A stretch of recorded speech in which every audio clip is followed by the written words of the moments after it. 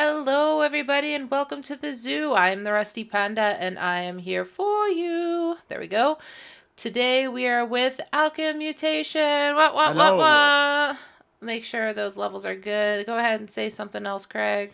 Hello. How's it going? Oh, yeah, I'm going to turn you down just a little. Oh, yeah? A little too boisterous? Yeah, no, it's not you. It's how I have this set up. Some people are quiet, some people are loud, so you gotta find the I can middle. I can pump the brakes a little. You're fine. That's what I got this for. So you keep talking as loud as you want. All right. Alrighty then. Okay, so today's Wiki Wednesday. What we're gonna do today is go down the Wikipedia rabbit hole while being with our good friend Craig. If I accidentally call him Craig, there are reasons. We're just gonna ignore them and move right along.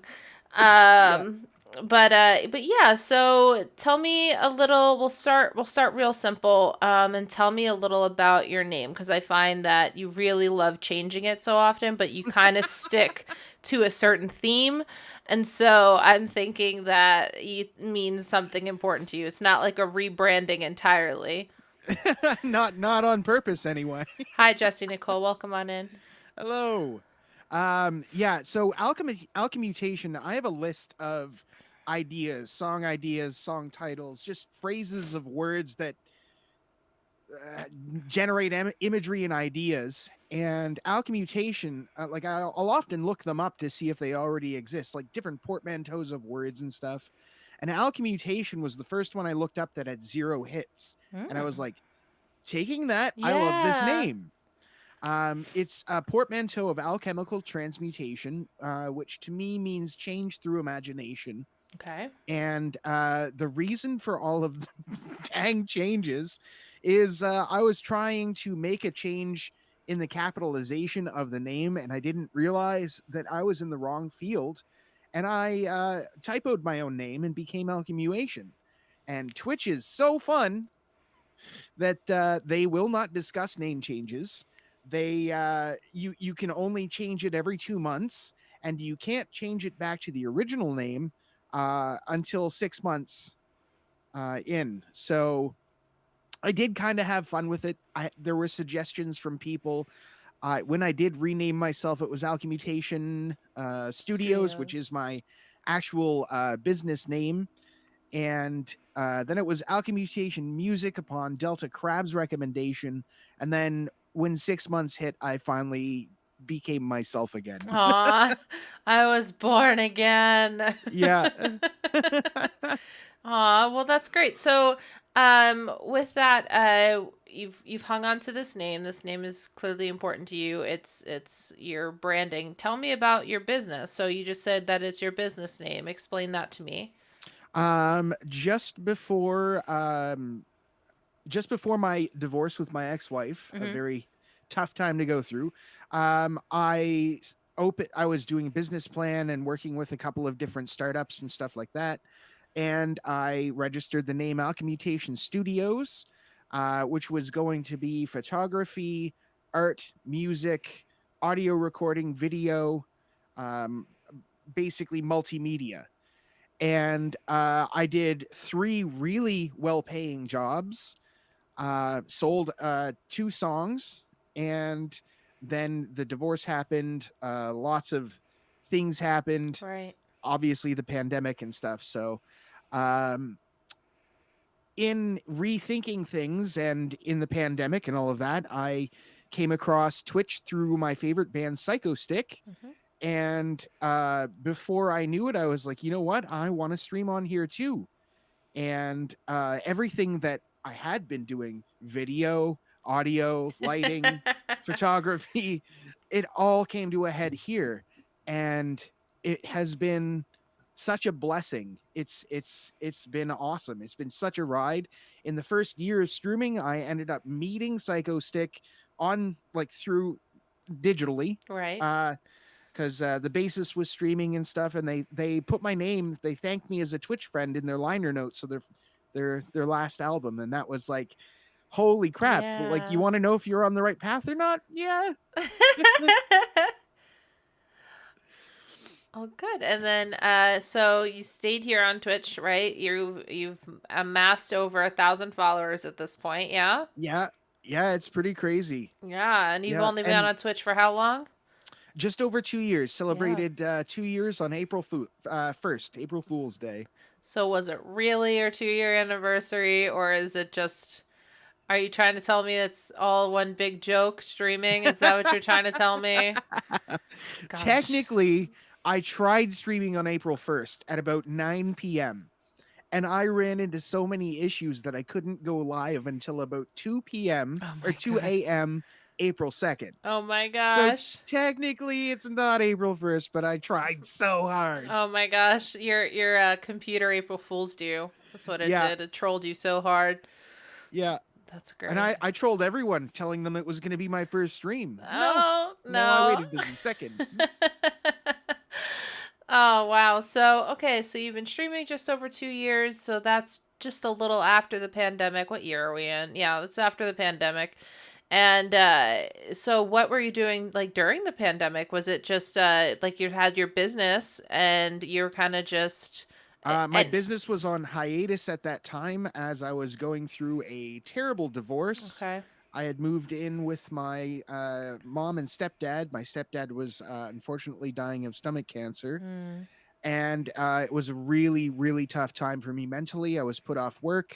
mm, I did go into two different mental health courses, yeah. and I was in them longer than I was in college. Wow. And the final part of the one that I was in was taking action. So like choose something that you want to take action towards that you never have before. And Twitch was my thing. I was like, I want to do this. I want to put myself out there. I want to reach out to people. I want to be a streamer. I want to find my people. I want to connect with people and show them my music.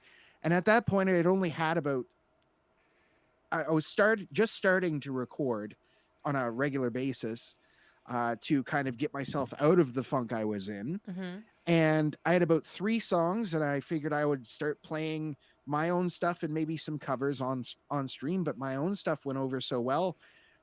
Chat just kept giving me ideas. Like I don't know how or why it happens, but most of the songs that I have now, there's about 24-ish, have been Nice. chat inspired in so many different ways. It's awesome. So, okay. So, in that case, let's talk about butts.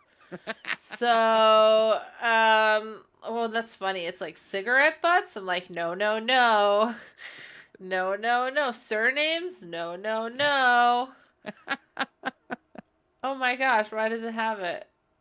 What do you call it? The coccyx or what? Looking at Buttocks. buttocks. There we go. Butts. Look at them. Look at them butts. Here come the butts. Here come the butts. I'm gonna go off of those pictures here for a minute. Yeah. So, gluteus Got it. maximus, exactly. So, Exactly. okay. So tell me about the butt song. Viera Kirinov asked me if I had a butt song. Mm-hmm. Just popped the question out in chat. Do you have a butt song? And it touched me and grabbed me in a way that inspired me immediately. It was like my love for Weird Al, my love for Psycho Stick, who is a comedy metal band, both very influential. I was like, I reached a crossroads. Do I want to continue to be a musician that does not have a butt song, or do I want to write a butt song? And I mean, you got to choose your destiny, right? Right. Right. So I spent the next 42 days doing way too much research and having way too much fun talking about butts on stream, and wrote a 7.5 minute long prog rock song about the alien butt invasion and how one man must save us. Is it you? Are you the man? It's me through music. Yeah. Through music, Craig's the Yeah. one. I did my first vocals on this song, and it's not really singing, but I did my best old timey radio voice, Hmm. and it turned out really well. Yeah, I I'm didn't even really notice it proud of was it. you at first when Oh I yeah, first heard it, and I was like, wait a minute, that has a Canadian accent. I think that might be Craig. I don't yeah, know. that was me. Awesome. So Yeah, yeah, so wait, that was no clip. Awesome. What? Oh, no, that wasn't a clip of something. No, no, that was totally him. Um, but yeah, by the way, Iraq, I took your sound out so that way no one could know that you entered silently, like a good fart. Just like a nice silent fart, able to come right in. So, Silent but deadly. exactly. So, okay, so females of certain baboon have red buttocks that Yes. blush when attracts males. So tell me what you did look up. Like you said that you did some research and stuff. So tell me, Oh man, so many butts. yeah. Not really. Mostly it was a study in classic rock and how I had specific ideas. I was like, if I'm gonna write a butt song, I want this to be like Queen epic. And I wanted an intro that was long and had nothing to do with the rest of the song. I wanted uh just some weird noises like alien stuff in it. I wanted it to have a story. And in fact, I learned so much doing this song in that first off, when I research it like a real project, like I would a photography project or studying for someone's wedding, like what they like, what styles, stuff like that. Turns out when I take a silly thing really seriously, it comes out great. Um, I looked up a lot of pictures of actual alien butts or what I could find, Okay. uh, just to see if I could find kind of what I was picturing. Hmm. And I haven't really found it yet, but Viera Kiranoff sent a hilarious picture that I want to make into an emote. Because, I mean, we need an alien butt emote, right? I think of course. So, what happened was she asked the question, I committed to it, and then Bob came on. And then Bob took it the step further and he was like, I know what it's called. It's called Here Come the Butts, and it's about an alien butt invasion. Where that come from, we don't know. All right. But I think it's hilarious. Yeah. Huge into aliens and UFOs, and definitely one piece of research for that would have been Tim Burton's attack Mars Attacks. Mars Attacks. That's what it reminds me of. Oh, I'm so happy to hear Yeah. that. Yeah, that's Yeah. totally what it reminds me of. Or what's the other one? Oh, the most famous one of them all. The over the radio, and it's the aliens Oh, War of the invading World of the Worlds. Worlds. Holy crap, that's awesome. Yeah. So Yes. you did a Yeah, great War of job. the Worlds was definitely an influence. And I was picturing it kind of the same way, like people are only hearing about this through their radios, like War of the Worlds. And even in the breakdown of the song, I Uh-huh. actually, because it's all a story to me. So what I learned during that is that I absolutely love writing with a story in mind, and it really helps me to be able to finish a song, because about halfway through I was like, what do I do with this? And what I had to do was continue the story. Right. Um so I actually timed it in my mind so that basically what happens is the butts come to Earth and they entrance humans through twerking and hypnotism, Naturally. and one man has to break them out of that trance. And when it happens, I timed it so that whoever was going to run to the microphone that was going to announce things on the radio kind of snapped out of it, shook his head, realized what was happening, and like I gave it that amount of time in my mind so that when he comes in, it's like he's the first to have snapped out of it and he's announcing it to everyone. It's It's so good. I mean, if anyone has the opportunity to go to Craig's stream, please do. Um, that's another reason why we're here is to kind of celebrate you and promote you and show you how great you are. And I'm happy to showcase that because I really do think that you are so talented. Thank you. I Um, really appreciate that. yeah. So, all right. So, we were talking about War of the Worlds. For anyone who doesn't know what that is, essentially, yeah, is one of the earliest stories of a conflict between humankind and extraterrestrial race. So, tell me what you know a little bit of the world, War of the Worlds. From what I know is that as the story went on, like they would tell a bit, and because it's old time radio, they would do commercials in between. Mm-hmm. And from what I understand, is the further the story went, the more people either did not realize it wasn't real or thought it was real. And the more it went on, the more panic ensued about the possibility of this happening. Mm-hmm. And a lot of people thought it was a real thing that was going on instead of a fictional performance. Yeah, yeah, it was very well done. Especially over one of the first works to theorize the existence of race intelligence and to invade Earth. Um, Wow, I didn't know that actually. Yeah, the narrator of the middle class writer of philosophical papers, somewhat reminiscent of Dr. Kemp and the Invisible Man, with characteristics similar to Arthur Wells at the time of the writing. What year was that? This was 1898. Wow. Yeah, I knew it was like 1900, but it was 1898. Um, and so the novel opens by stating in the mid 1890s, the aliens on Mars began plotting the invasion of Earth. So, crazy book, but that's exactly what it reminded. Hey, Ken, that's exactly what it reminded me of in your song. That's awesome. Yeah, just I like really appreciate somebody comes that. in and is like, "Hey, see, we got the when he has the you have an accent on there too, which is really great. Yeah, I love yeah. the accent." Ragged World's actually one of the biggest inspirations behind me doing that voice. I just kind of channeled Ragged doing it. Yeah. It was like, oh no, we're being invaded. Like, Yeah, I love that. I love that. So, okay, so we were talking about Here Come the Butts, and we were talking about your kind of inspirations for stuff, which seems to be chat. You said what, 25, 27 songs in the singer song list? 24ish, I think. Right. 24 now. So 24 songs of your own, not even doing covers, is that correct?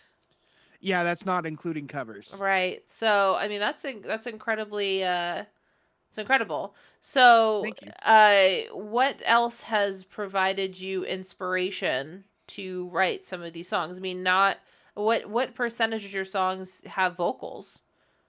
Right now, that one has vocals, and it's been my intent to add vocals to a few of them because I have parts written for them.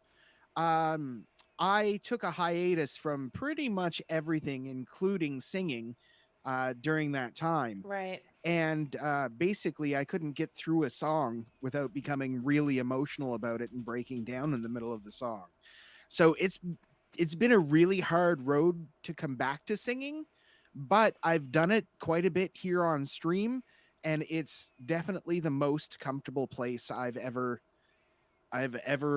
been able to step into that discomfort zone. Yeah. And so what was the genre of music that you are playing? I know we call it smilecore, but like in if we had to put you in a genre, I guess it would be groove metal. okay? That's the closest thing I could think of. Okay. Um, I even just call it groove metal because it has to have a groove. Like Yeah. I'm a big metal fan and a big music fan, but I'm not a big fan of beats that go and screaming Right. and uh it's just too much. I like a good groove. It has to sound musical. I want to groove to it, you know? Yeah, usually slower And and uses elements of traditional heavy metal. So Pantera, Pioneers of Groove, White Zombie, yeah, Machine Head, Five Finger Death Punch. Are these all bands that jive with you? yeah, 100% White Zombie big time. White Zombie was a big influence for that for me. Oh yeah? Tell me Yeah, more. really heavy groovy songs. And Rob Zombie is a really interesting singing voice in that he kind of has two personalities. Mm-hmm. He has one that's really guttural and really full, and he has another one that's really high and I would say screamy, but it's not like a deathcore scream. I guess it's what would be called a false chord scream, where it's still musical. Okay. Six Yeah. Psycho, welcome on in. Thank you so much for the raid. Hello, raiders. Welcome to Wiki Wednesday. We are doing Wiki Wednesday here with Alchemutation, formerly Alchemutation Studios, not in that order. And we are finding more about White Zombie and their influence on Craig. So continue. So Rob Zombie has multiple um, nuances to him, right? Yeah. Yeah, and then White Zombie ended, and then he became his own thing, which it sounds very similar, but it's kind of more like old horror movie monster oriented. Okay. So there's a little bit of cheese introduced to it, whereas White Zombie was more a little serious, I guess. Okay. And I really like that kind of campiness in there. I've always really loved the uh the combination of something that's like kind of dark and scary and creepy, but also super cute and really funny. Mm-hmm. Like Alice Cooper being on the Muppets is one of the earliest instances I can think of that. And it blew my brain. I was like, you can have something dark and scary that's also super funny and Right. really cute. And I was Right. like, I remember my jaw dropped. I had just listened to, so let's back up just a little. Yeah. Um I was listening to Sharon Lois and Bram's Skinnamarink Dink, Okay. and in the car rides, I would be listening to the radio, and in a week's period or so, I realized I was listening to children's music and I wanted to listen to adult music. So I went and I took some records out of my mom's record collection and I found Meatloaf, Bat Out of Hell, Alice Cooper, the one where he's Yes. biting the snake, and Michael Jackson's Bad. And I was like, what are these? Right. And she showed them to me. I go, she showed them to me, and I was like, this is awesome. The guitar in Michael Jackson's Bad was Eddie Van Halen, so it's just amazing. With Michael Jackson singing, love Right. that album. Meatloaf, Bad Out of Hell is like such a rock opera, Uh-huh. and Alice Cooper is just so cool. I completely agree. So, So, okay, Alice Cooper, let's start. We have to start looking things up because I'm so enthralled with what you're saying that I'm not okay. looking things up. So, okay, this is Alice Cooper, for anyone who doesn't know. Originated in 1964. I didn't know they came out of Phoenix, Arizona. Um, yeah, origin Phoenix, Arizona. That's not where I feel like you would come out of to do that type of hard rock or heavy metal. I think he actually had a religious upbringing, if I'm not mistaken. Let's find out. He was named after his uncle. His father was an evangelist of the Church of Jesus Christ, There we informally go. known as Bickertonites, and his paternal grandfather was an apostle and the president of that church. Wow. And he Wow. becomes Alice Cooper. Yeah, I would too. Yeah, I 100%. would too. And the next thing I would do after I became Alice Cooper would be go on the Muppet Show. Yes. It's So a that must have been around Halloween, yes. and it was like almost this. In my mind, it was the same week. I don't know if it was or not. I just remember pointing at the screen and looking at my mom and pointing at the screen and going like, that awesome thing you showed me is on the other awesome thing I already knew of. Right. This is so cool. Oh, that's exciting. Okay, so Alex Cooper, and then you named. Oh, come on, memory. You named Alice Cooper. You named two others. Meatloaf, Bat Out of Hell. Meatloaf. That's Yeah. right. The first goes to Meatloaf. No. Oh, that's such a cute picture of him. Yeah. He always reminds me of Jack Black, and Jack Black always reminds me of Meatloaf. Yeah. I don't know what it is. I love that Meatloaf played his dad in the movie. What movie? The Pick of Destiny. Oh my god, I didn't know that. Yeah. I had no Yeah, it's idea. just a young Jack Black, and Meatloaf sings a song to him. It's hilarious. 1947. When's your birthday, Craig? That's just the month and date, not the Uh year. November 29th. All right, we're gonna find somebody with your birthday. I'm just gonna tell you that right now. We're gonna find All you. right. Okay, so yeah, Rocky Horror Picture Show, Spice World. I had no idea he was in Spice World. Why can't I remember that? And then Rocky Horror Picture Show, Fight Club, Broadway cast of Rocky Yeah, man. Horror, and then Hair, both off and on Broadway. Oh, I can't imagine him in Hair. His They character get blew me naked away in in Fight Hair. Club. Oh Really? yeah, they get naked in Hair because it's I all about didn't the know that. '70s and the movement or whatever, and they drop trow. Not all of them do, but they drop trow. I did not Let know me show that. you that. Yeah. It's the Age of Aquarius. So the Age of Yeah. Aquarius, right? So some of the songs from blah blah blah blah blah blah blah. Come on, give me the word naked. There we are.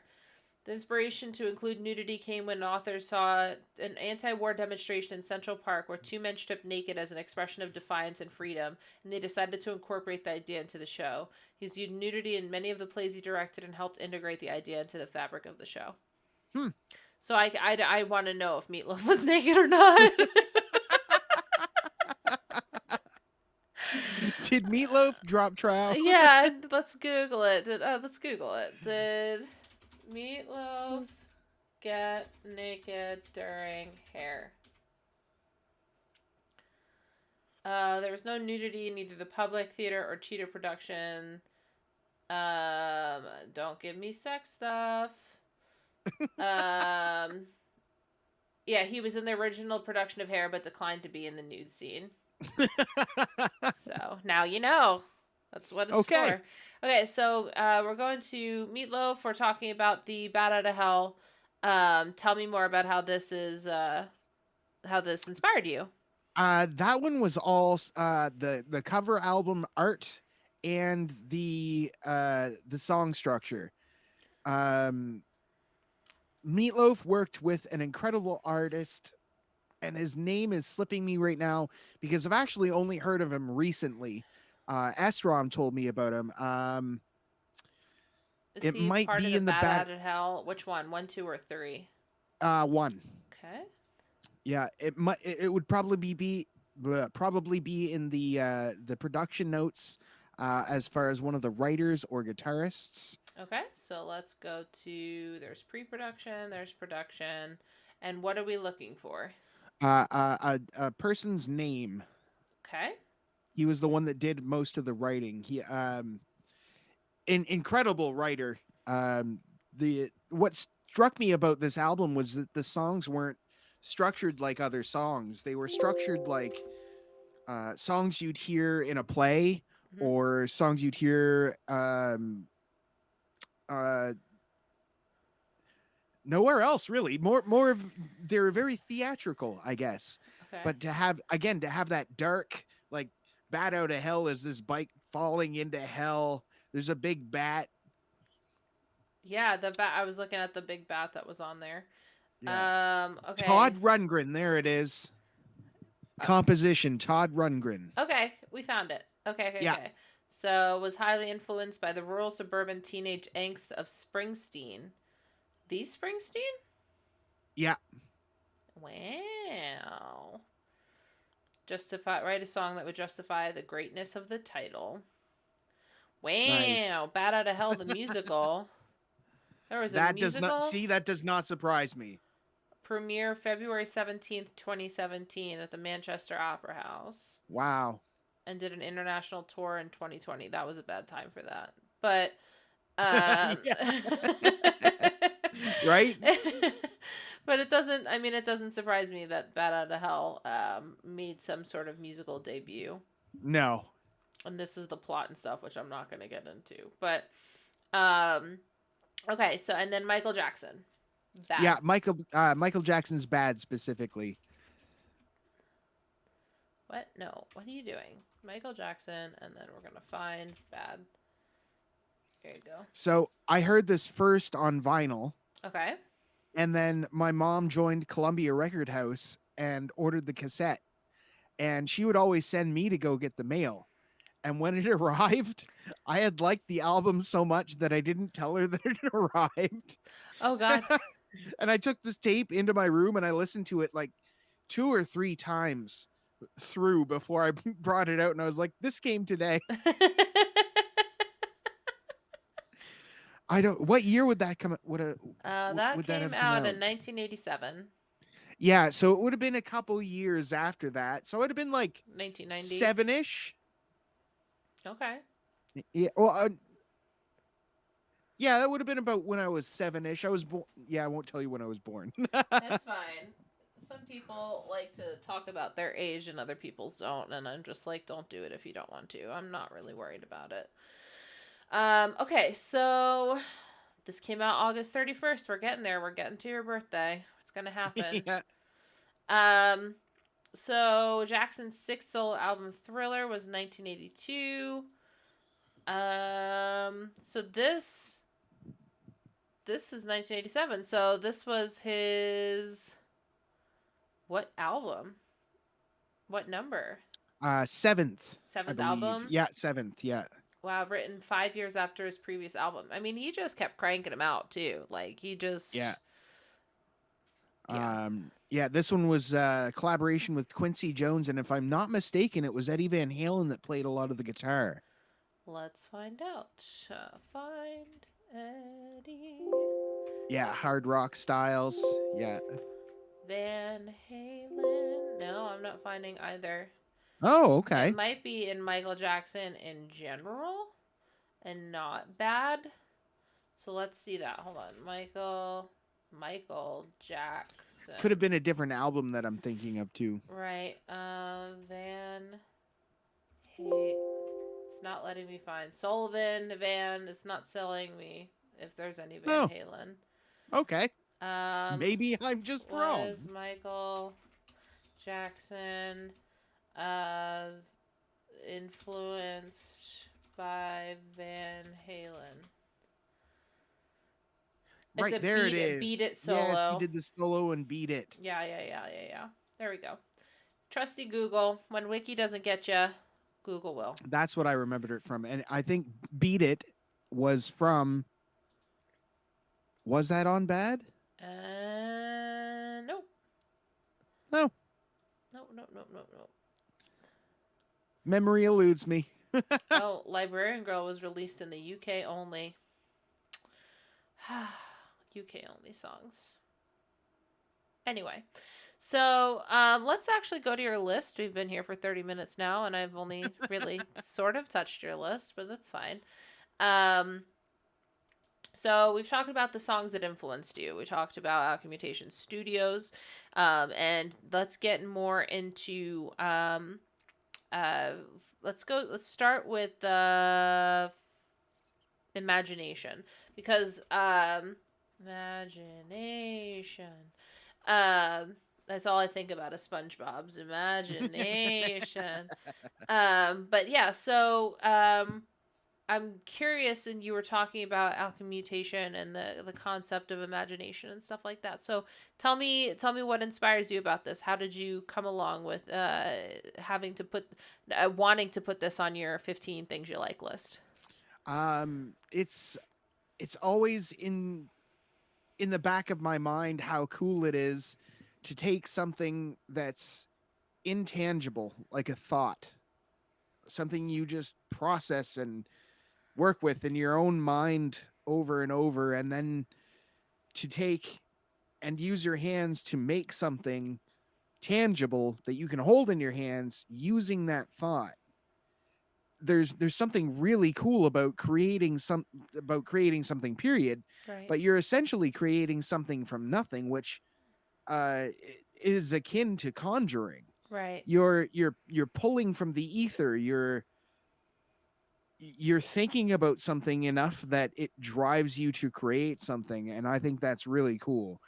um Using that imagination has helped me out of a lot of bad times, because it either helps me imagine a way out of it, imagine a solution, imagine feeling better about it, and that alone kind of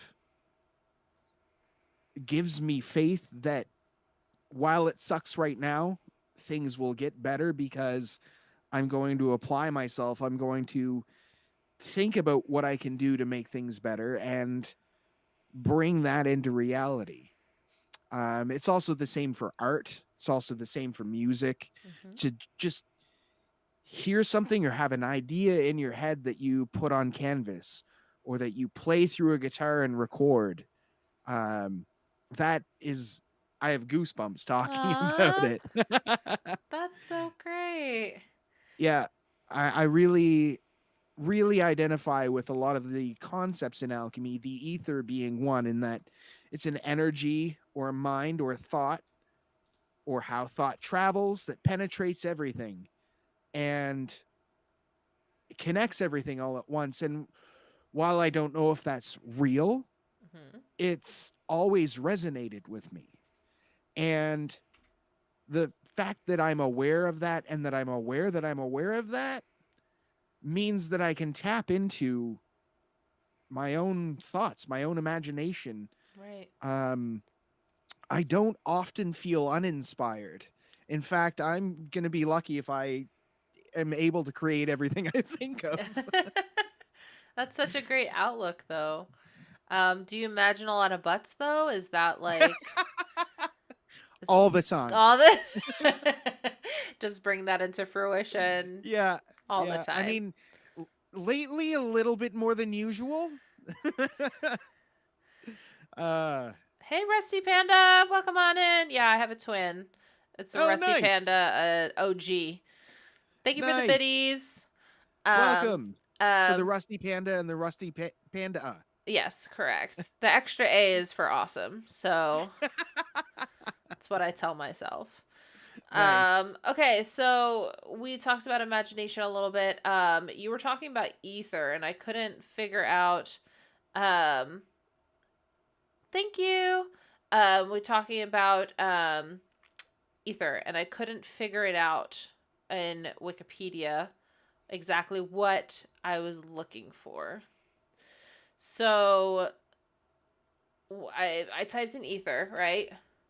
Is it it's telling me organic compounds, it's telling me unit data of an ethernet. Try AE THER. Oh, thank It's you. one of those old words. Aether. Ether. Yes. Okay. So, The oh, classical element there under metaphysics and mythology. Yeah. bingo. So uh the alchemists believed in the four elements, earth, air, fire, and water, and the legendary fifth element being the quintessence, or represented by Mercury, was the ever changing energy, or rather the raw energy that everything is made of. Mm-hmm. It's essentially a force that penetrates and permeates all things and therefore connects all things. Mm-hmm. It's pure spirit. It's what the Christians would refer to as God. Um, and again, this is all what I've extrapolated. I Right. don't know No, if I mean we can look it up. What do you? I mean, it's funny because you're talking about the Fifth Element, which was a great movie. yes, And yeah. so we're talking about the Fifth Element at this point. Um, so think I heard this on Star Wars too. Interesting. Medieval concept of the cosmos, the innermost spheres, and the terrestrial spheres, while the outers are made of ether and contain the celestial bodies. So, okay. I'm trying to learn this too. Um, Alchemists for a medium similar identical thought to make up the heavier bodies. It was noted that there were little presence of quintess. Like, this is a lot for me. Okay. So dumb it down for me. The quintessence would be spirit or soul Got or it? love. Um, it's energy. It's the creative. It's the animating spark. It's what makes things what they are. Okay. It's Uh, it's what it's what takes matter and makes it into things. Because essentially matter is all, what is it? It's all particles vibrating at different frequencies. Hmm. And the ether would be the space in which all of those particles exist. Okay. That sort of makes sense to me. Okay. I'm gonna have Galvos dumb it down for me too because he's my Nova Science, so he lets me know all the things. All right, so in the late 19th century, physicists postulated that the aether permeated space, providing a medium through which light could travel in a vacuum, but evidence for the presence of such a medium was not found in the experiment, and this result has been interpreted that no specific aether exists. However, And go ahead. oh, sorry. And to me, imagination and ether would be completely connected. Got it. Imagination would be how we connect to that ether. Okay, that makes sense to me. Um, yeah, I think that that's really fascinating, and that concept is fascinating. That belief is fascinating, um, but ultimately, that you are fascinating. So, um, Well, thanks. yeah, yeah. So we'll talk about beliefs for like a second. So, um, imagination in which all things exist. Yeah. Of concepts of something coming from almost nothing. I feel like everything is there's nothing new anymore. Hmm. Everything is inspired by something, but that Um, doesn't make it a bad thing. yep. Some of my earliest writings are realizing that nothing is still something because it can be referred to. Right, True nothingness wouldn't even be able to be referred to. right, absolutely. So Um, nothing is still Nothing something. is still something. I 100% agree with that. Okay, so let's pause here. You were talking about space UFOs and aliens, and now we're talking about ether. So tell me what we talked about the butts, but let's talk about UFOs. So, what exactly about this sort of topic sparks your interest? I've always been interested in science and space and the stars. I've always looked up. I've always been interested in constellations and both the science and the myth behind what exists out there. What else is beyond us? Are we alone in the universe? Is there something else? Um, I don't think that we could possibly be alone. The universe is too big based on everything that we've been told, but who knows what we're being told. Um, I try to avoid a lot of conspiracy stuff, but I do also still believe that there's something else out there, and whether it's good or bad, we don't know. Um, I have a feeling that since we don't know, and it's been talked about so much, but kept so secret that um, it's either going to be used in a way that's not great for us, or uh, that they just plain don't know, and that alone is, uh, you know what? I really like the quote: "We're either alone in the universe or we're not," and either way, that's terrifying. Yeah, yeah, that's a good quote. I like Yeah. that. Um, for me, I think that we're not advanced enough in whatever we're doing that an alien persist or life form or non-life form or whatever it is would care. It's like seeing an ant when you're in your bedroom. Yeah. The ant Yeah. is existing in a huge house, right? Huge, huge house. There's a tiny little ant. Ant's not going to do anything. It's just one ant. What's it? Yeah, you're gonna spend your whole day watching that ant. Right, exactly. So that's how I see it. But who's that? Do you know who that quote's from? Ken's I asking. don't. I should, but I don't. That's fine. Let's see. Google probably. We're either alone in the universe or not. Arthur C. Clarke. Ah, We have nothing to do nice. but wait. Yeah. There you go. So yeah, That's my makes sense. I've never even heard of that person. So Arthur C. Clarke C. Clarke has a lot of good ones. Okay, so it's like a Galvos, hello. hey Galvos.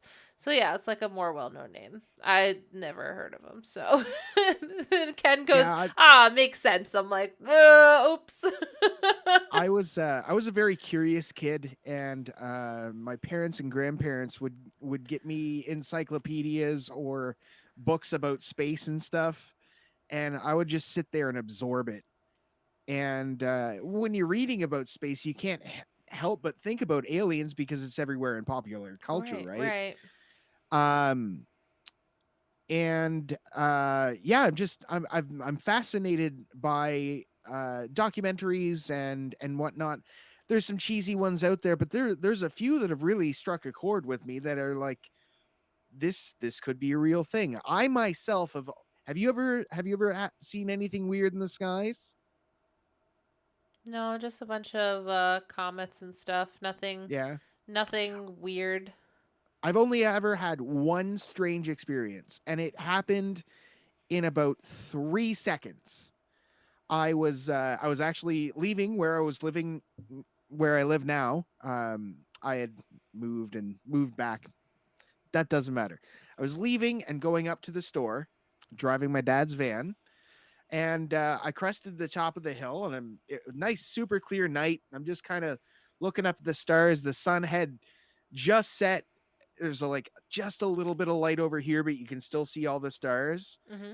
And I looked up in time to see a star that started to move and move and move and then went like that. Oh. And I was like, okay, that moved at an exponential speed in that the further it went, the faster it went. And that did not fly like a plane because planes go, Right. over the horizon. That went up. Yeah. And again, goosebumps. Um, I have no idea what I saw, but I know the arc that it took. And Do you believe if in I were gonna, ghosts? uh, I, I don't think so. I mean, I think I've always wanted to, but I've never had anything like that happen. So what you're describing to me is what you're also describing as far as believing in ghosts. That's how I feel. Okay, It's not that I don't believe. I just never had anything happen to me to cause me to believe. okay, Right? So that's yeah, best how I can explain it to you. I was really curious if you believed in ghosts, which I'm actually really surprised you don't. Like you don't are impartial to the concept. yeah. Just that I've never. I mean, I'm open to the possibility, but I've never experienced anything that couldn't be explained that way. Right? But I know there's actually a local group of paranormal investigators. Just before the pandemic hit, I was thinking about doing like coming out of my shell finally and doing a photo shoot for them. Oh. And then the pandemic hit and it never happened. We had this really nice old house booked with this really open staircase. It was going to be an awesome shoot. Yeah. And supposedly the place was haunted, so maybe we could have, Seen some auras and stuff. yeah, Yeah. done something there, but I never got the opportunity because COVID. COVID. It all comes Yeah. back to COVID. Okay, so tell me about your photography. You were just speaking about it. So, what type of photography are you into?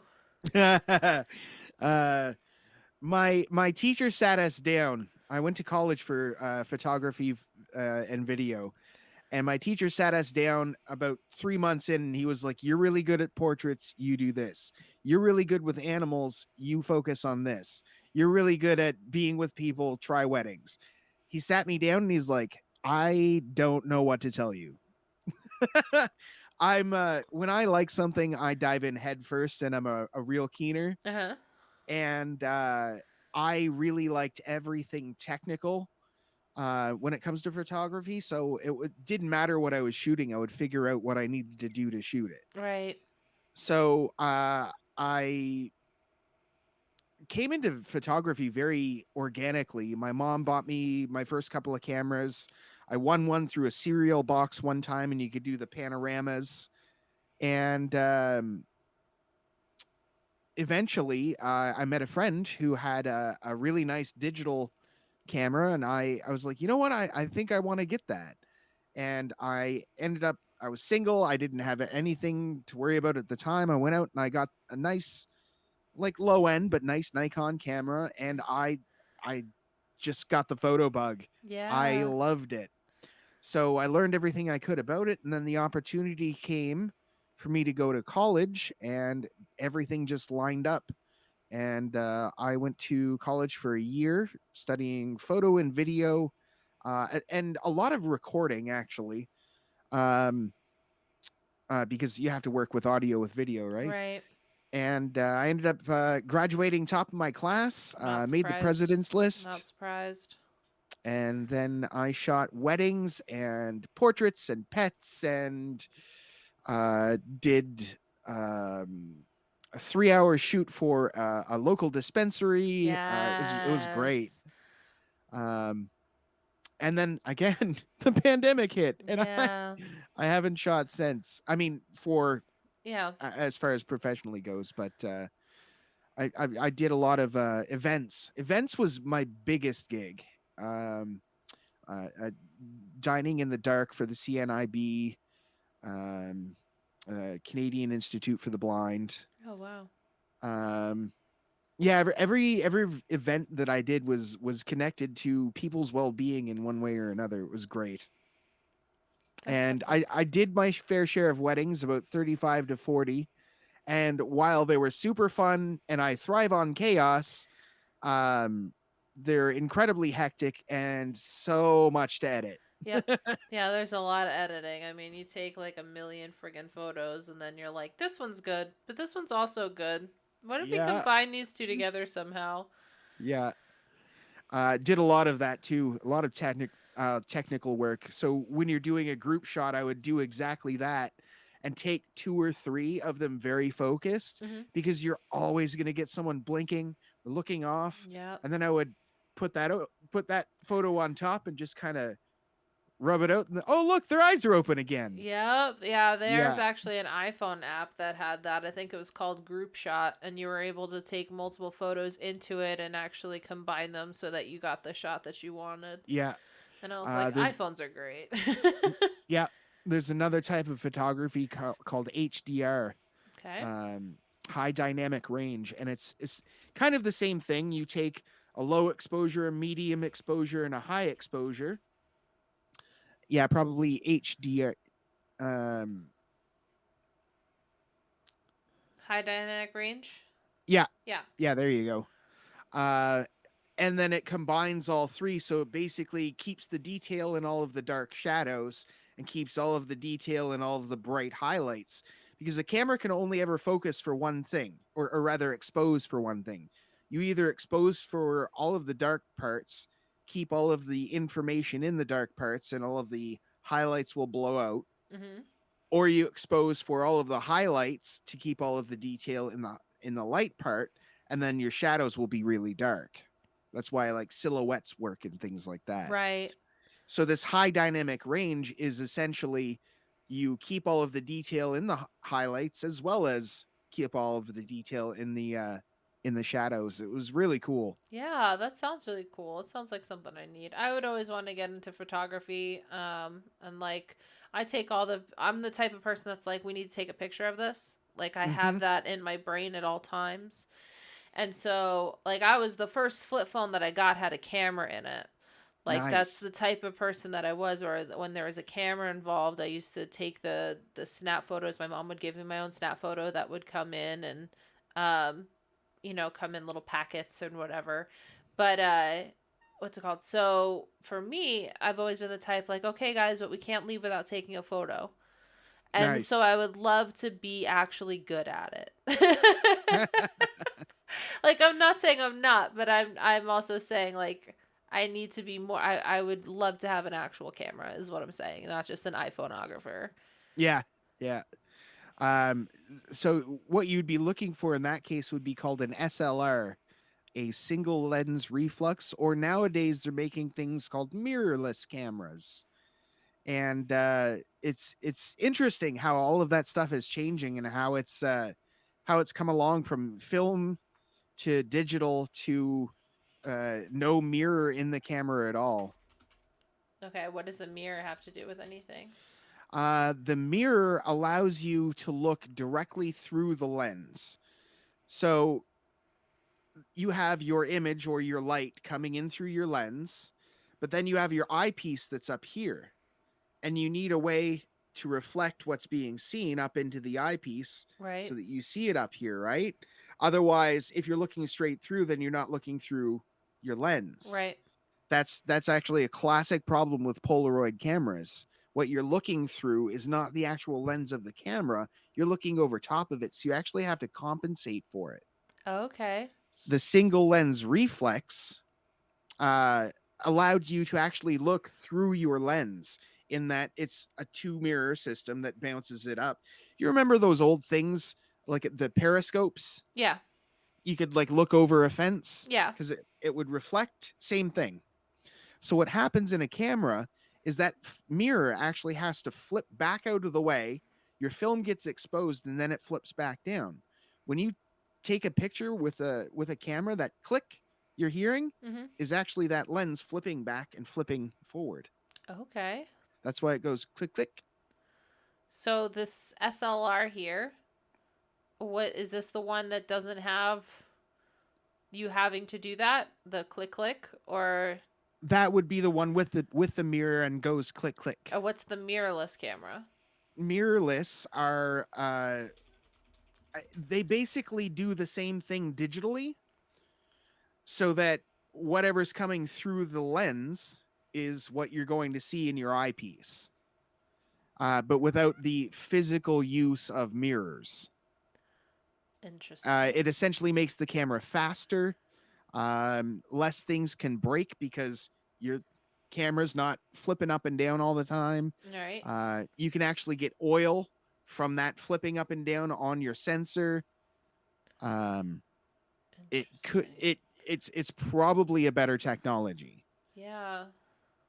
Wow, and you could It's just change the lens out and everything. yeah. You might have convinced me. We'll see. We'll see. All right, so clearly you know your shit on photography. I mean, why do I even use Wikipedia? But no, I appreciate it. I appreciate that's the whole point about this is education, and the fact that you have that education under your belt is really really cool. So, um, we've talked about recording a bit. Let's delve into that. Okay. So tell me what you can about recording or why it's on your list. I fell in love with recording back when I was a kid when I could press record on my tape player. And I would just record things. I do you remember Home Alone 2, Yes. and he had the talk boy, the thing in his hand with the microphone and he could record people? Yes. I wanted one so bad. I got it for Christmas. It was the first model, so you couldn't slow the voice down, but that's fine. Right. I used it all the time. Yeah. I would make recordings of whatever. And then when I went to college, um, we part of the tuition was you got a MacBook Pro so that you could get Photoshop and edit and do everything you needed, right? Right. Because we were working digital photography, it has to come into a program to process and all of that. Hmm. Um, so um, that computer came with something called GarageBand, and Yeah. and I was like, "Well, what is this? It's something not connected to photography at all, but I get this free recording program."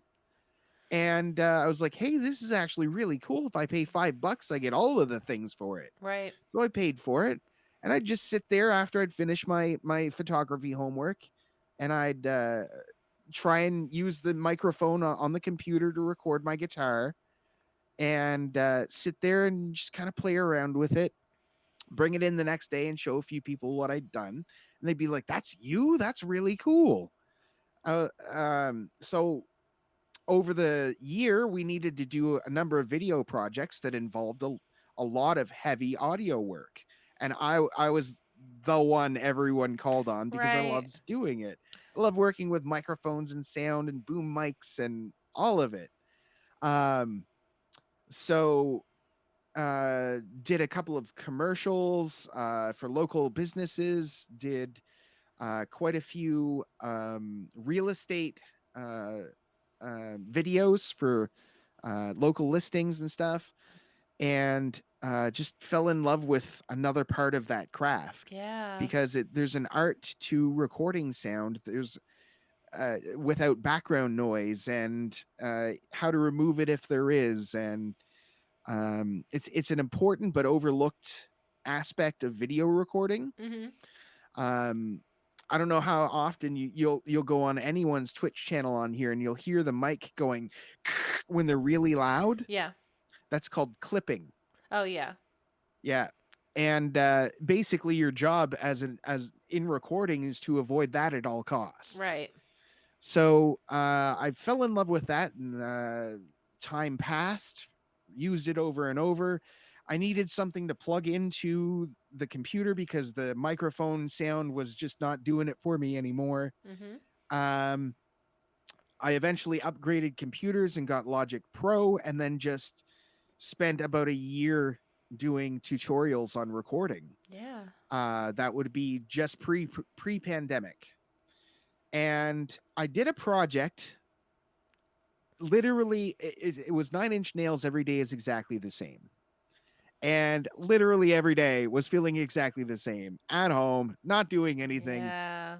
can't show anyone anything, can't go hang out with anyone, can go for a walk. Oh, I've done that twice already today.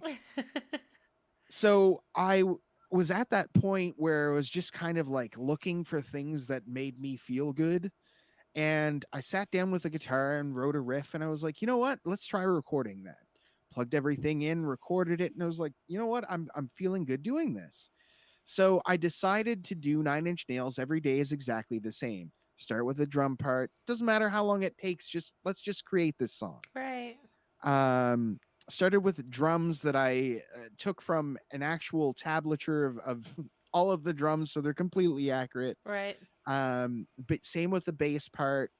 Recorded all of the guitar parts and the synth parts and all of that. And when I finally finished it and put it out, it took 7 days, it took a week. Mhm. And I pressed play on it from everything that I'd been learning about recording and applied it to this one song. I was like, this is good. Like, this sounds Yes. really good. Yay. And I tried a couple of my own things after, and those were the first songs that I ended up playing here on Twitch. That would have been like probably a month and a half before I started streaming. I was Yes. like, if I can record songs at this level, I mean, they're not perfect, Right. but they sound great, and I'm blown away by it and love it. Let's keep doing this. Mhm. And yeah, now I can actually record live on Twitch. The last song that I did, "Here Come the Butts," most of it, about 85% of it, was recorded live on stream. That's so great. It was amazing. I'm so proud of you. Thank you. Yeah. That's amazing. So what are you using a Mac now, or did you have to give the computer back? No, I'm using an iMac now. Okay. Yeah. Excellent. I wish my school had me get an iMac. That would have been Oh I know yeah. you had to pay for it, but still I wish that that Yeah. was a requirement because then I would I have been like set for life. I still have the iMac, but it would be 10 years old this year. Yeah. Yeah. Yeah, yeah, yeah. So I for my business when I was starting up, my grandmother unfortunately passed away, but she left me a little bit of money, and I was able to get an iMac, and just kind of built up over the years with a guitar interface and a mic interface and the right mic and a few things here and there. And I was just sitting there one day watching the bassist from Psycho Stick, and I was like, I have everything I need to do this. Studio lights, microphones, camera on the Mac. Let's go. Yeah. Yeah. Yeah. So tell me what. So you don't use keys, right? Piano.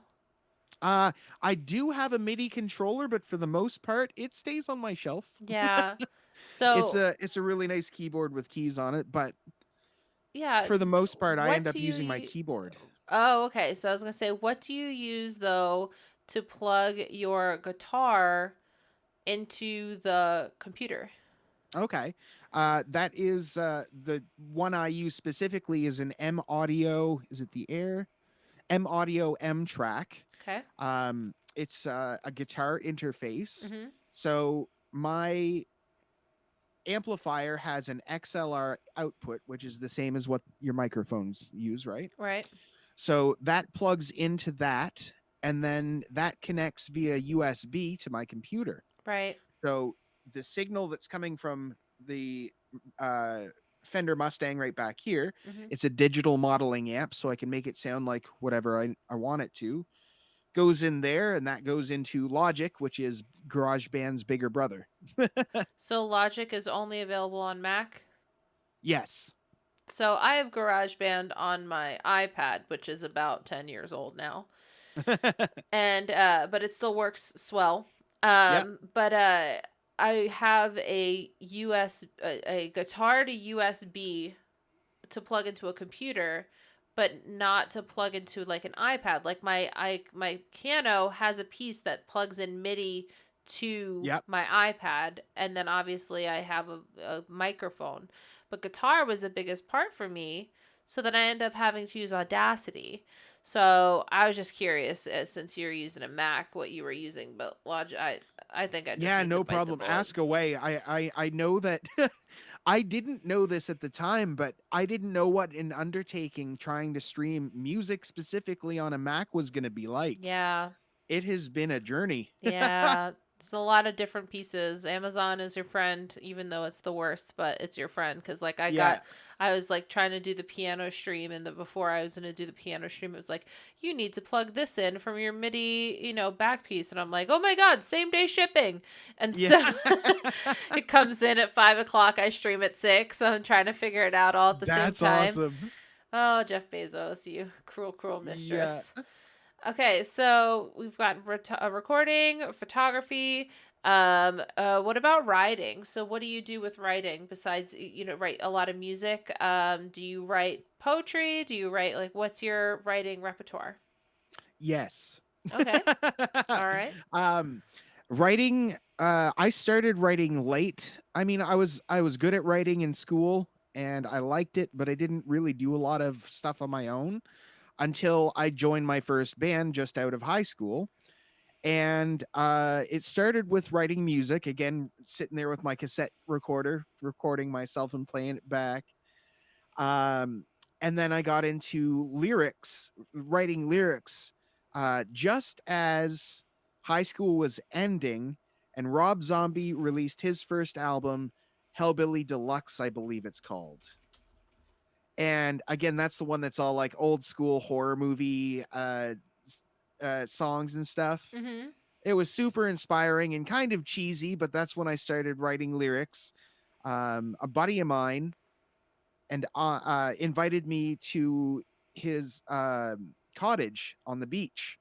Live about half hour from the Northumberland Strait here, and I spent the weekend there. And the weekend was listening to that album, writing lyrics, and practicing photography for the first time in my life in a serious way because he had a camera, but he wanted pictures of himself. So he was like, "You're my photographer this weekend." It was like, Nice. cool. Yeah.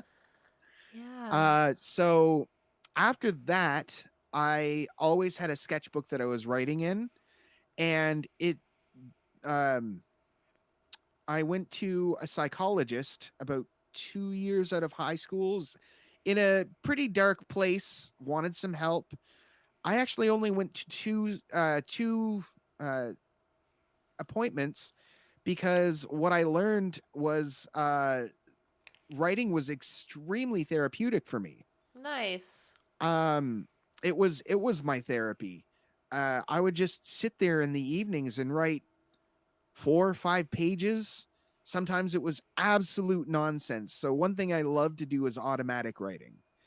Um, it's where you sit there and you just write words, whether it's nonsense, whether it's not, just complete flow onto the paper. Mhm. And I like to start like that. And then I basically meditate on paper. I sit there and I practice meditation. And when a thought arises, instead of doing what you do during meditation and kicking it away, I'll write that down because it's been acknowledged and I don't have to fight it anymore, you know? Yeah.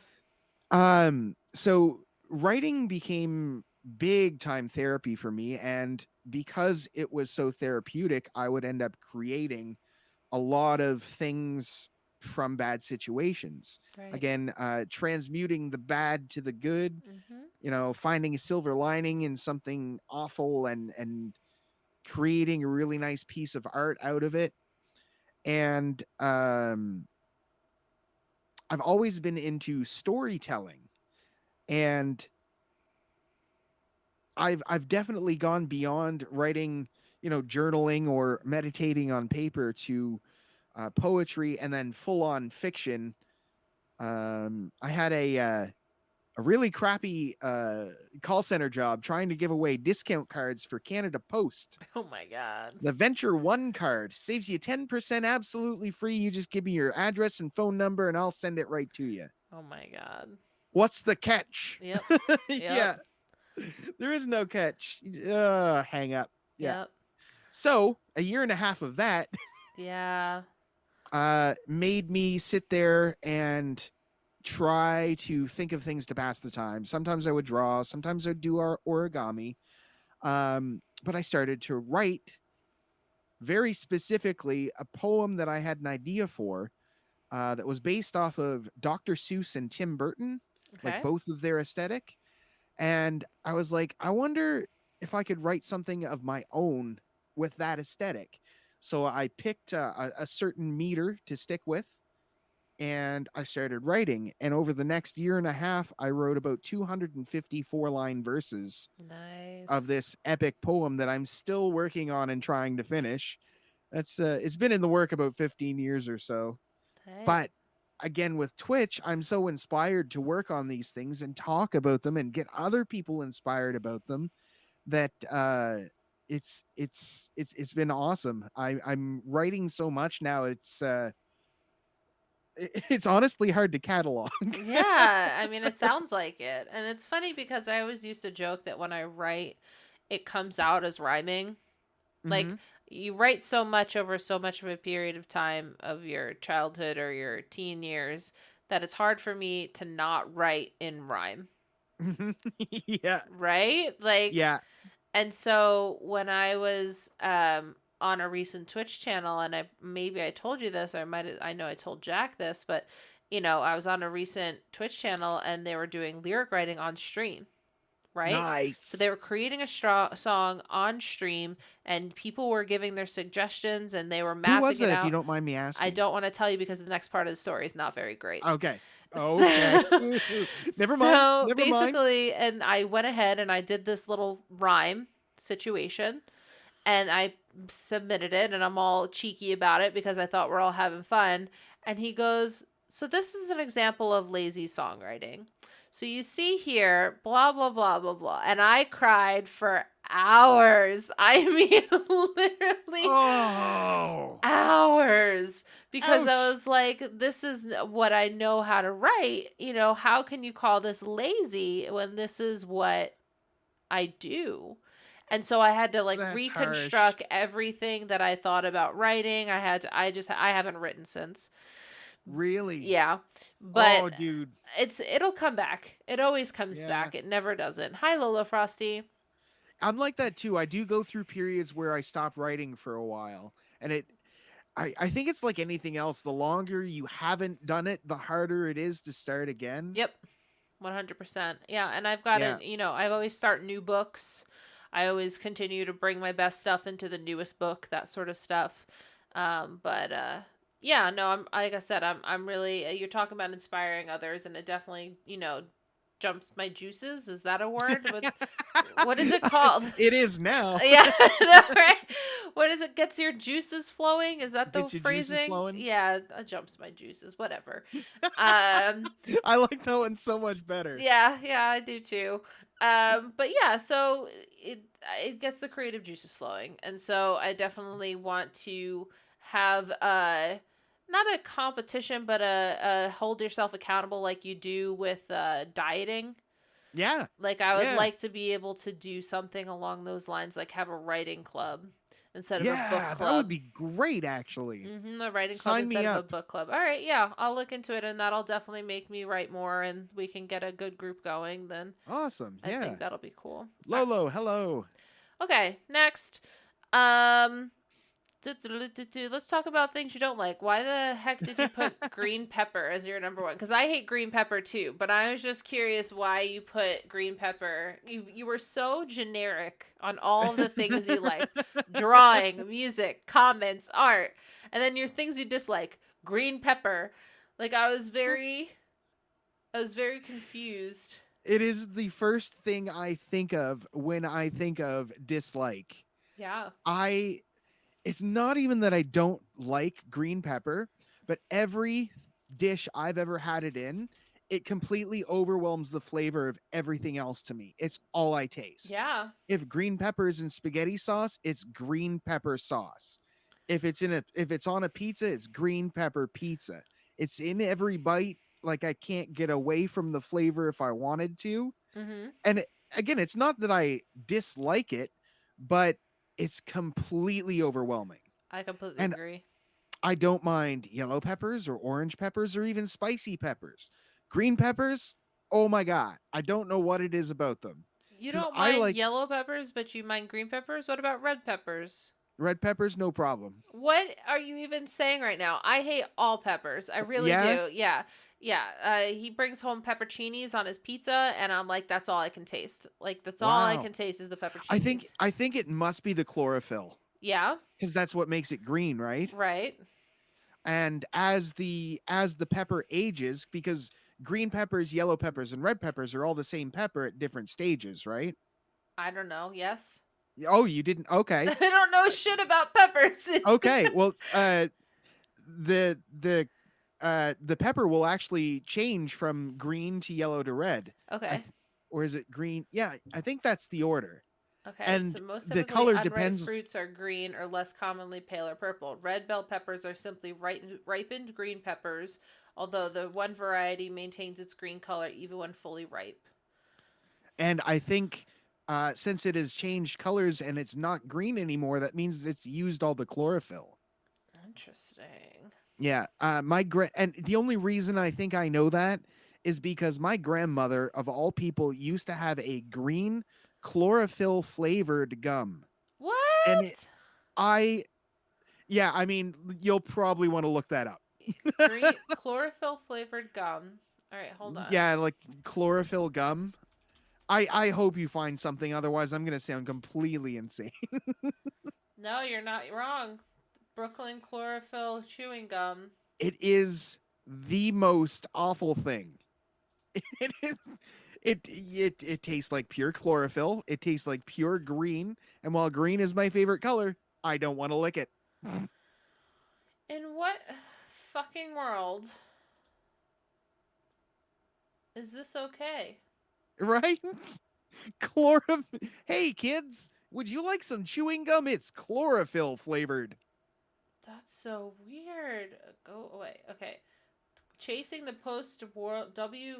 World War II craze of American chewing gum in Italy, a Milan-based company created in Brooklyn chewing gum to be associated with the famous Brooklyn Bridge. Brooklyn chlorophyll chewing gum is long-lasting and contains the active ingredient of chlorophyll, which freshens breath.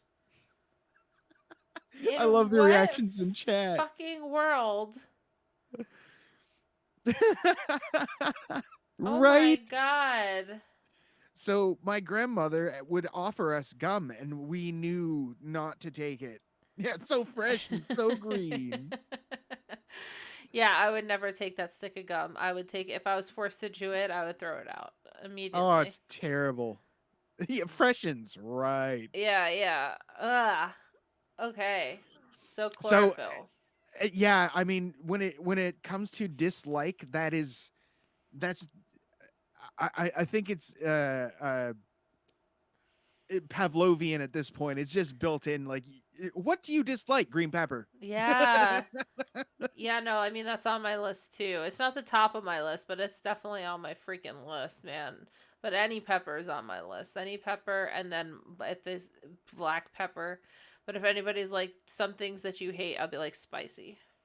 Oh yeah. Anything that's categorized into spicy is my number Okay. one dislike. Really? I am Okay. I am the whitest palate, like just like don't I like flavor. Don't get me wrong. I'm from an Italian family, but they're not chlorophyll flavor, but Italian family.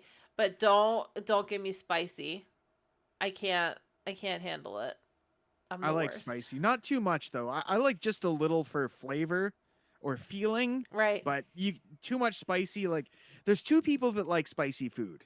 People that like spicy food, and then people that like to talk about how much they like spicy food and how much more they can handle than you. Yeah, yeah. And no, garlic isn't spicy, thank God, because I love garlic. But I know people like that. I Um, find Go ahead. garlic in its raw form or in a high amount would be spicy to me. I think. Mm-hmm. Yeah, it's Yeah. uncomfortable for me, but I don't find it spicy. Like I'm like, this is a little too much garlic. Did I just have a whole clove? All right, that's Yeah. fine. Yeah. Okay, so we talked about green peppers. Let's talk about pop music. I think my self-induced journey into adult music uh leaned hard away from pop. And it's so funny that I found the records that I did Mm-hmm. in my mom's collection because she loves pop music. Oh yeah. And I did, like, honestly, I'm not even sure why we had those albums, but we did, and those are the ones I found because the other ones were not for me. I've always just been drawn to darker sounds and minor key. Okay. And as a musician, you know the difference between minor and Yep. majors. Minor is sad and happy. Major is happy generally. Right. And I've just always liked the moodier, darker songs. I mean, growing up with Meatloaf and Alice Cooper and Michael Jackson's Bad, it was all the direction that I liked. And then there was pop music and things that were trending, and I'm like, this is not for me. Yeah. This is so happy that it hurts. It's so sweet it hurts my teeth kind of thing. I love that. And again, it's not so much that I hate it or anything like that, but I dislike it. It is not for me. Yeah. Even bands that are popular, I tend to like their least popular songs, Mhm. as far as like the Beatles go and stuff like that. Yeah. You mentioned Michael Jackson, so I'm just trying Yeah, to the king of pop, Yeah, yeah. right? Yeah. I think it had to do with that album specifically. Yeah. There was a lot of hard rock and electric guitar on that album, and that's what drew me. It eventually drew me into music itself was the electric guitar.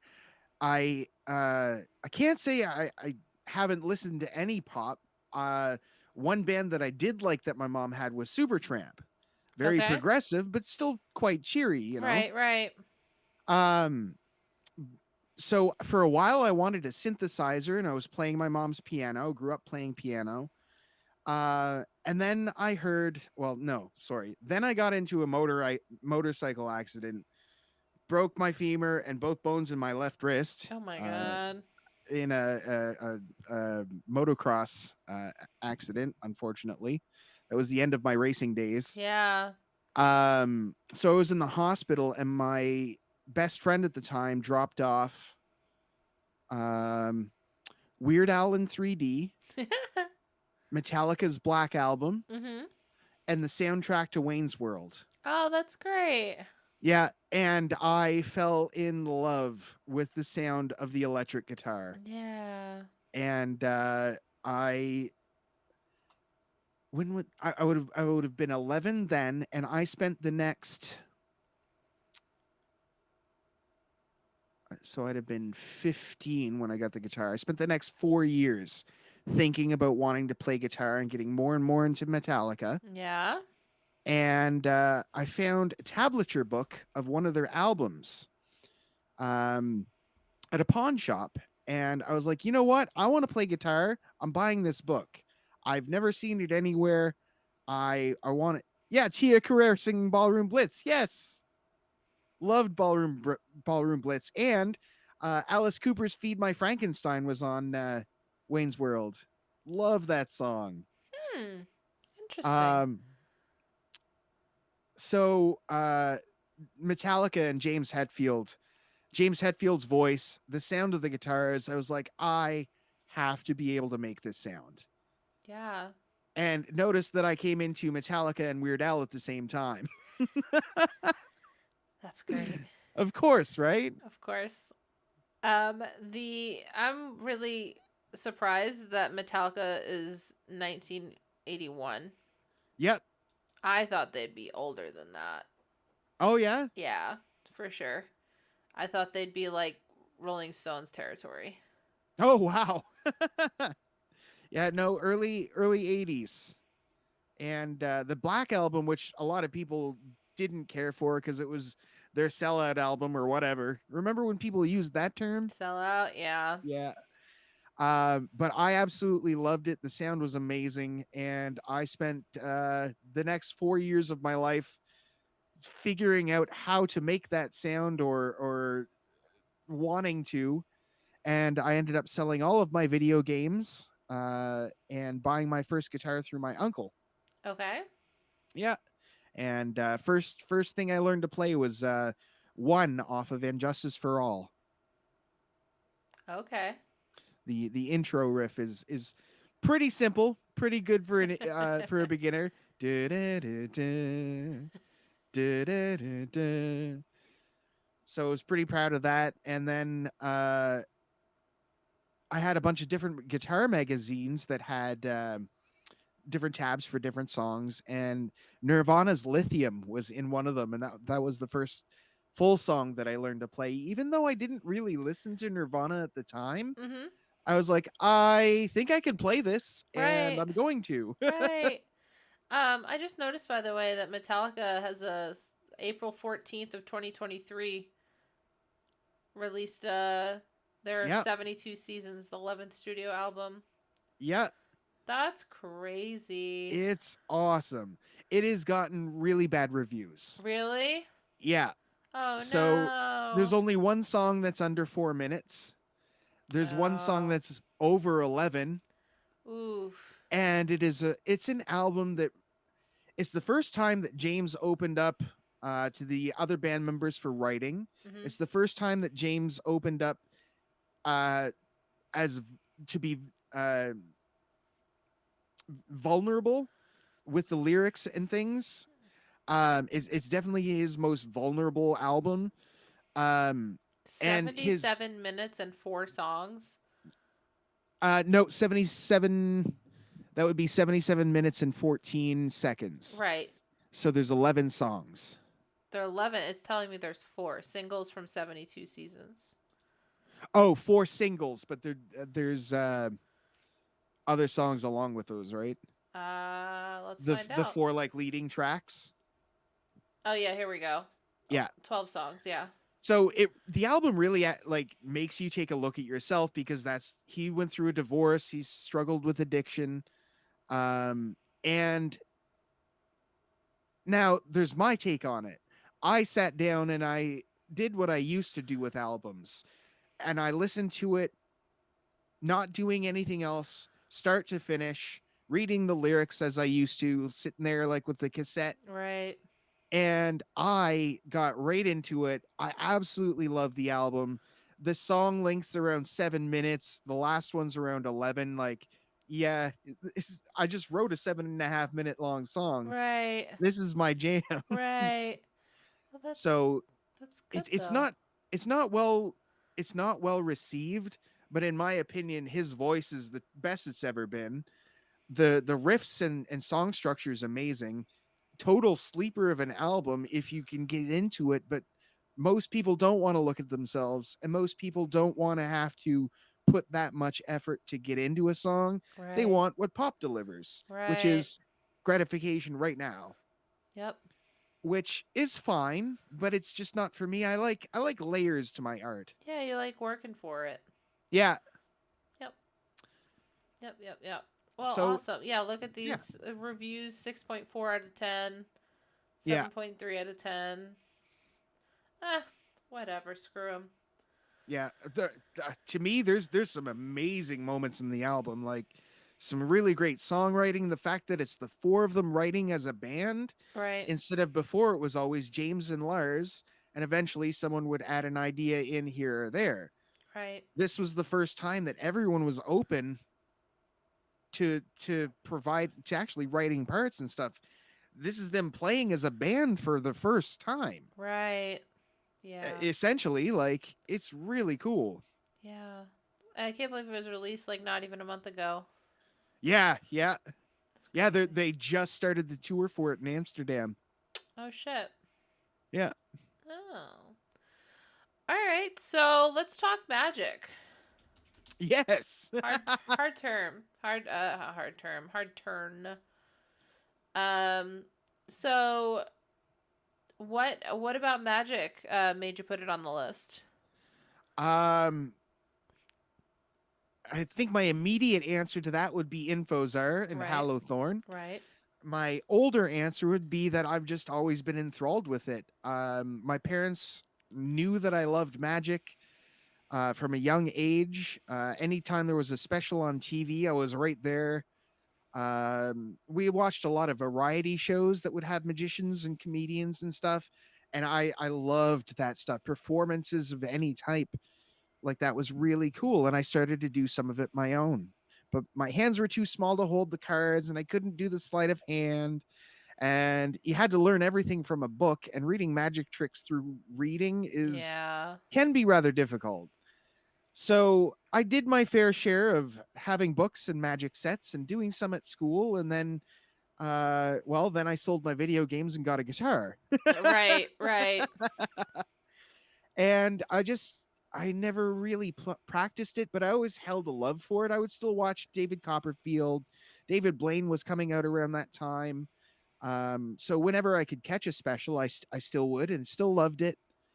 And then through Twitch, Infozar and Hallowthorn, I met them, and well, How'd you get into Jack? What by means of methods? I don't remember. See, mine was Fenwa. I don't know if you've ever seen Fenwa Terrian, but No, I know who Fenwa is, but it wasn't through them. I don't remember now. I don't even. I might have even just stumbled into his stream, that or it was either that or someone I knew was in there. right promoting Um, it. but there wasn't a lot of people that I knew in there, so I might have just stumbled Stumbled in in when I there. noticed someone was doing magic, Yeah. and he was so welcoming, and the community was great. And he told me about Hallowthorn, and I watched Hallowthorn's show, and that was a great community. And I was like, I just remembered how much I love this, and I have to go get a deck of cards. Right. Excuse me. Exit stage Yeah. left. I need to get a deck of cards. So I went to town the next day to get a deck of cards, and I think that was my first time on Jack's stream too. Okay. Because I had been trying to get cards to do a trick on stream with him, but he ended up doing that with someone that got cards before I did. So I came on and just like told him how much I love magic and whatever. Before I knew it, I had received a deck from Ben, and eventually I got a couple of decks from Jack with from being on the stream and his stream cards and such. Mm-hmm. And I don't know if you can see behind me. Most of them are covered in origami right now, but there's probably this side probably 10 or 12 decks on top of my amp there, Nice. along with the Rubik's cubes that I've also gotten into since Info and Yes. Jack. Yeah.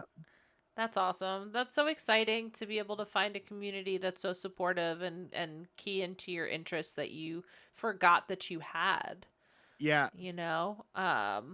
So that's sweet. I definitely wanted to note on that.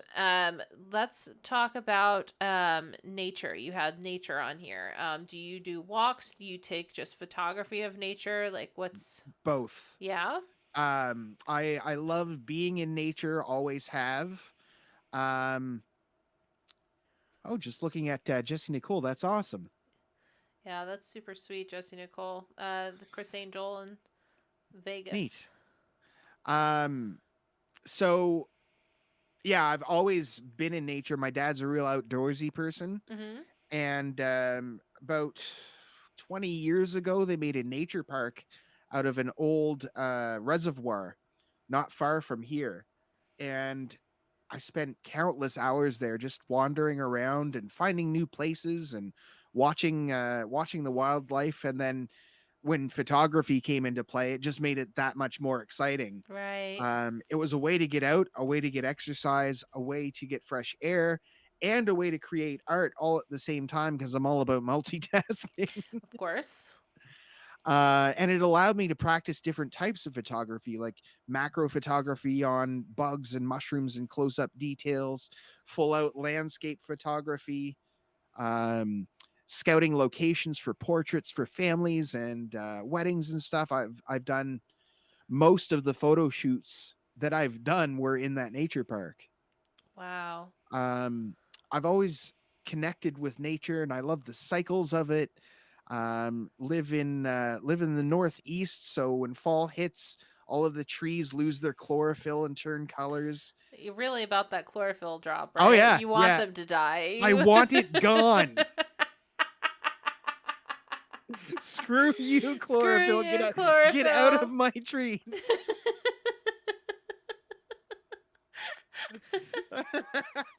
So is fall your favorite season or Oh yeah, 100%. yeah, Yeah. autumn I, is I mine was too. I was born in the fall, end of November. Yeah. Yeah. No No chlorophyll chlorophyll allowed. allowed. Yeah, so fall is my favorite season as well. I come from the East Coast. And so once again, all the leaves get real pretty over on the East Coast. I don't know, they get pretty everywhere, but I don't know. There's something about leaves by the water that makes it just unique. Yeah. But yeah, also the fact that temperature is really good for me. How is temperature up by you? I mean, you're in a weird time zone that I didn't know existed. Yeah. Um, Temperature wise, right now we're getting a lot of rain. Okay. For us, it's very much April showers, May flowers. Okay. Except that this year the showers are really late. Okay. We had a really nice April, and then the last week and a half has been gray, gloomy, and wet Oh and cold. no. But the way that our weather works here is things change on a dime. Like I could wake up tomorrow and it will be like full on spring pre-summer. It changes real quick. Yeah. It's It, it's pretty temperate. Winters are long and very cold. February's the coldest. mhm. Not out of the ordinary to get wind chills of like minus 50 Celsius. Wow. We've had many snow days and even a few days canceled just because it was so cold. What do you do in that situation even when you were a kid? I would imagine snow days are like really flippin' common. What Yeah. how do you justify for that? I mean, you didn't have computers back then, so was it just extra days of school tacked onto the end or Nope. Just a day off. wow, yeah, we always had extra school days tacked on to the end. Really? Yeah, we Wow. had a reserve that we would hit, like, and if not, Ah. then we would gain those days back. But by April, it would be decided. Um, The days back were always like double time. Like you'd get a snow day, but when you go back to school the next day, you're getting homework. Like right, right. Oh, I bet. Yeah, Boston schools did that. Yeah, New Jersey schools, and we didn't get out until June, the end of June. Yay! Hey, Congratulations, Jack. Hippozar. But yeah, so I mean, we wouldn't get out until the end of June, and then we Wow. wouldn't start until after Labor Day. And everybody Okay. here gets out in May and starts in August. Oh, wow. So it's very Yeah, weird. we were kind of in between that. We would get out like mid June, June 15th ish, Okay. and then start mid September. Okay. Yeah. Yeah. Yeah, I think my graduation date, because we had so many snow days, was like June 21st or something like that. It Wow. was so bad. They forced me to go back after I graduated just to sit there and make up the days. That's crazy. What? That's crazy. Oh, there's the what right there. I was literally, I could have typed it in and Right. it would have sounded exactly You know, like that. as soon as it happened, I realized it. That's so funny. That's great. What? Perfect. Perfect. I got so confused when he said what. Yeah, somebody typed it in my chat. Um, so what do you consider a bad movie? So there's bad movies where it's like, this movie's so bad it's good, and we can laugh at how bad it is. Mm-hmm. And then there's movies that are like, I will never get that hour and a half of my Back. life back. Hold on one second. Aruma Kim, welcome on in, Hey, everybody. Mike, how's it going? E room raid. E room raid. It's an E room. It's an E room. It's an E room raid. Woo woo. Okay. That's what you guys get as a little song ditty. Guys, welcome to Wiki Wednesday, where we go Hello. ahead and interview somebody and go down the wiki rabbit hole. Today is Alchemutation, and we are Hi, going guys. down the Wikipedia rabbit hole. We are about to talk about bad movies. So what are you not going to get your life back from? What movies? What comes to mind immediately Yeah. is like all of the Christmas Hallmark movies. Yes. Okay. Okay. You know, I mean, there's bad movies that I love, like Dead Alive. It's Mhm. a terrible movie. It's really good though. But the Hallmark Christmas ones are just Yeah. again, it's so sweet it hurts my teeth. Yeah. Yeah. You There he know? goes. There's a sweet thing again. The best bad movie is Xanadu. I've not seen Xanadu. Had to watch that in high school for media studies. Yeah, I think that's what it is. They came down from the ceiling or something, right? And they were having like, what? Hold on, I gotta remember Xanadu. Do it. Yeah, it was a musical. Yeah, yeah, yeah, yeah. And didn't they come down from like the ceiling or the sky, and they were like not having sex, but they were like, oh man, what the fuck was it? I can't remember. Oh, it's been so long since I've seen this. I'd actually completely forgotten about it. Yeah, same here. Um, okay. Hallmarker. I barely know her. Oh my god. And by the way, hi Chan. Sorry I didn't say hi to you. Chan, how's it going? Okay, so movies that you're not gonna get back, Hallmark movies. What movie kind of like changed your life as far as like bad? Like As far as bad, yeah, like you were like, okay, this caps it. Like this is the capital of all shit movies. Cabin Boy. Okay, let's look that up. This was the only movie What the fuck I've is this? What the fuck is this? What the fuck is this? it, I'd have to see it again because I seriously, you saw Cabin Boy On in your the theater on birthday. my birthday. Truthfully, I don't remember anything about the movie Mm-hmm. except how bad it was because what year did this come out? I This don't came even out know in if I'd have been 1994.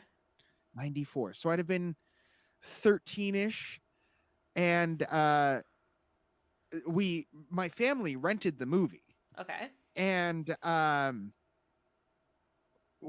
I all I remember about it was like it was a family movie night, so we every once in a while, we only did this 2 or 3 times. We'd have um my uncle's family and my aunt's family come together, so 3 families would be watching a movie. Mhm. And this all I remember is everyone saying how bad it was, and it got shut off before it, like, I don't know, half hour, 45 minutes into it. Oh my god. And again, it's not that I remember anything bad about the movie, but I remember how strong the reaction from everyone was about how bad it was. Yeah.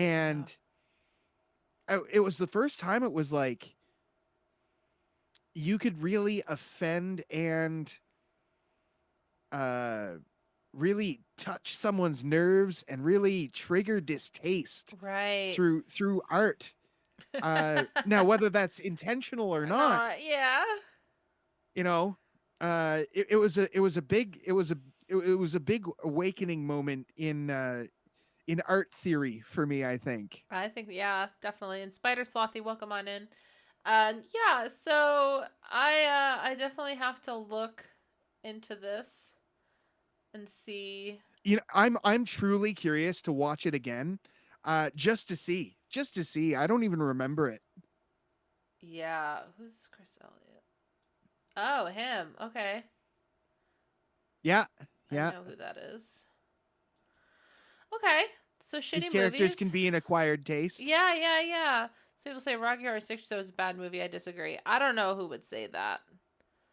Yeah, movie night in Craig's Discord. Let's do it. That would be awesome. Yeah, whoever says Rocky Horror Picture Show is a bad movie needs to get the fuck out of my chat. I'm kidding. If you hate it, don't leave. I'm just being ornery. Um okay. Conversation comes back to Meatloaf once again. Yeah, I know. That's what I'm saying. That's what I'm saying. Um and then exactly. So let's talk about comics. So you were talking about different types of art and everything like that. What's a comic that you enjoy? What got me into comics? I was always into comics as a kid. But what really started to get me into comics was movie adaptations made into comics. Okay. So it wasn't just a comic book, it was like, yay thick. It was the first types of graphic novels, Right. essentially. Right. And it made me realize that it's not really the comics that I like, it's the storytelling once again and the art. But I really want to have it all. I don't want to have to go get a comic every week. You know, I've lived in the country and I'm a young kid, don't have my own transportation. I can't always go get each issue every week. Right. So the death of sorry, first off, the movie adaptation of Teenage Mutant Ninja Turtles Okay. was one of the earliest ones. So the Um TV series or the movie? 1990s um film? yeah, it was the movie. Yeah, the first movie, Oh, yeah, yeah, yeah, I remember this one. which I was so into. Yeah. Saw that in theaters. My parents took us. It was so good. A huge Teenage Mutant Ninja Turtles fan, which Yeah. also goes back to comics because they started in the You comics. excited for the new one to come out? I didn't know there was a new Oh, one. yeah. Hold on. New Teenage Mutant Ninja Turtles. Yeah. So basically, they look like this. They're like Okay. claymation-y, Nice. drawn type thing. And let me see images. Yeah, Jesse Nicole Turtles too. This is what they look like. Interesting. Yeah. Yeah, yeah, yeah, yeah. So Neat. definitely look it up. It's very kid, which it should be. It's very kid focused, and but That's anyway, awesome. I saw it in the previews after I saw Big the into Super animation and Mario stop movie. motion. Yeah, the Super Mario movie was amazing. But I moving really along. want to see that. It's Yeah. so good. It's so good. But moving So along. yeah, so I discovered what I really liked was essentially graphic novels, and when the death of Superman happened, Okay. um, they released the entire story in one book. And essentially, it was a graphic novel. It was a compendium of all of the comics that made up that story. Mm-hmm. And the artwork just blew my mind. And I would sit there and open the book to a page and just recreate the drawings and doomsday the character and stuff like that. Mm-hmm. And it was also the first time where a comic book character could die. So it was not only a great introduction to graphic novels, but how much more dynamic the stories in comics could be. And it was really the beginning of a shift in that campy art style to like, look at that, like he's bleeding, you Right, know? right. So, and I was like, I had been 9-ish when that came around. So like just starting into adolescence where it was like, I'm done with this kid stuff. Give me some gritty comics. Yeah, for sure. Okay. Yeah, Death And of then Superman would be it. just after that would have been Nightfall, the Batman arc where he gets his back broken. Is So it that was a really novel, Nightfall novel, Night Falls on the City, Night Falls on Manhattan? oh, I think it's called Nightfall, like Knights of the Round Table. Oh, got it. Maybe try Nightfall Batman. Yeah, Batman book. Apparently, it's also an episode of House. Aha, But all right. there it is. I have that comic. Yeah, Yeah, 1993. yeah. And Bane was I love Batman because I love the villains in Batman, and Bane was one of my favorite villains. Bane was one of my friend's favorite villains as well. Nice. Yeah. Okay, so tell me about Nightfall. Again, it was something that moved from campy to gritty. Because I mean, who's one of the campiest comic book characters of all time? Batman. Right. I mean, think of Adam West. You know, Yeah, exactly. Exactly. so to have it presented, to have it be changed from that, and have it presented in such a dark and gritty way was like, man, this is cool. Yeah. Yeah, You yeah, know, it yeah, was, yeah. instead of major key comics, I wanted minor key comics. Bringing it back. I Yeah. like it. I And like it. again, the art style, the storytelling, the fact that you were breaking these characters, like you don't do that to a character. Right, you don't mess with Spider-Man. Spider-Man. You don't mess with Batman and Superman. Yeah, like they no Superman dies. What? Right. And I remember how much of a storm it caused. People were talking about it on the radio. I only knew about it because people were talking about it on the radio, and I was like, I'm going to the comic book Yeah, I'm store. gonna go get this. Yeah. Yeah, I That's actually still have. So at when I bought the graphic novel, it was released around the same time as the final issue. okay. Or no, just after, because they had to release the final issue and then they made the graphic novel kind of thing. Excuse me. When they released that final issue, the actual comic that he dies in, it was in a black bag with a red Superman S done in blood. Wow. It came with a red armband, the comic, and I think a sticker or something. I still have that unsealed.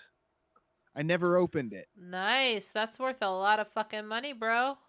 I don't know how much it is, but yeah, I kept it right. I like I can read it here, and I'm keeping that because it's gonna be a collector's item someday. It's already a collector's item. I'll go ahead and tell you that right now. But still, that's awesome. Frank Miller's The Dark Knight Returns and Ronin served as a purpose of the 80s. Also, Alan Moore's V for Vendetta and Watchmen. Okay, I'm sorry, unpopular opinion, but Watchmen the movie was fucking awful. I can't sit through movies. I literally cannot sit through movies. I have the reason that I sat through Super Mario Brothers is because it was a kids movie and it was meant to keep your attention through the entire way. And I'll Okay. tell you this, there was a moth in the room and I was able to at least keep track of the moth at some points, but still was able to focus on the movie. So that gives you an idea of where my mind is at. And when I watched Watchmen, I was never so bored as I was when I watched Watchmen. That would be my Gotcha. bad movie. That would be like my number two. And that would be my definition of a bad movie, where it's just like I'm never gonna get this time back. Right. Okay, so you agree with me? About Watchmen, yeah, yeah, It got bad reviews too, I thought. I mean, let's yeah. see. Let's see what the I reviews were. liked I liked a couple of the characters, but the movie just so often, yeah, yeah. And I feel like that was one of the ones you could tell, because I've never read any of the Watchmen's comics, Mhm. but I could, you can tell when there's an adaptation done of something that's like, this doesn't feel like this fits with what they were trying to do. Like, this change feels like an afterthought, and I could really feel that during that movie. Best comic book movie. What? It won the Scream Awards and Best Fantasy Film. I don't even fucking know why. uh I'm telling you. This was I was very upset by this movie if you can't tell. yeah, Jack, I can agree about V for Vendetta. And the movie was ugh, yeah. Well, at least some people liked it, so that's what matters. Yeah. It's made for someone. Okay, so last call here. So congratulations, we've made it.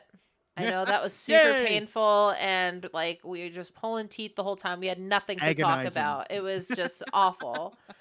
Um, but I did want to go ahead and check in with you if there was anything that you thought about while you were talking that you wanted to revisit, um, or anything along those lines. I'd like to just quickly touch on animation and anime. That would Let's be do great. it. Let's do it. So, okay, Um, what kind of animes are we talking? well, let's talk about animation first, because I actually taught that in college. Nice. Always been fascinated by comics and cartoons and animation. Mm-hmm. Always loved cartoons, right? Transformers and Teenage Mutant Ninja Turtles. And actually wanted to be an animator, which is why I was drawing so much in high school. Mm-hmm. Um, and unfortunately, my art teacher killed that for me, and I became a musician. Uh, However, I've never lost my love of animation, and always studied how it was done. So I did a few animations using photos in college, Mm-hmm. and they asked me to teach animation to kids for a summer camp, Aw. and it was phenomenal. I was terrified because I had never taught children before, but it was great. I got to teach them uh, how to animate on a whiteboard. So you Okay. draw some and erase it. Animate with clay, so claymation. Uh, Claymation. Animate with photos and photography. So like you jump, take a picture, jump, Oh take a picture, yeah. and it looks like you're floating around. And it was cool because it was an experiment for me the entire time too. It was like, Right. And they're is this having gonna work? fun, so Yeah. yeah. So I would have a different class each week, and each week they would take and make two or three projects a piece, uh, and like over the 5 days. And on Friday, their parents would come in, and I'd stand up at the front, and we'd basically have a movie day, and we'd Aw. watch everything that was made. So again, that recording came in. I showed them how to do voiceovers and sound effects, Wow. and we made our own little movies, and it was phenomenal.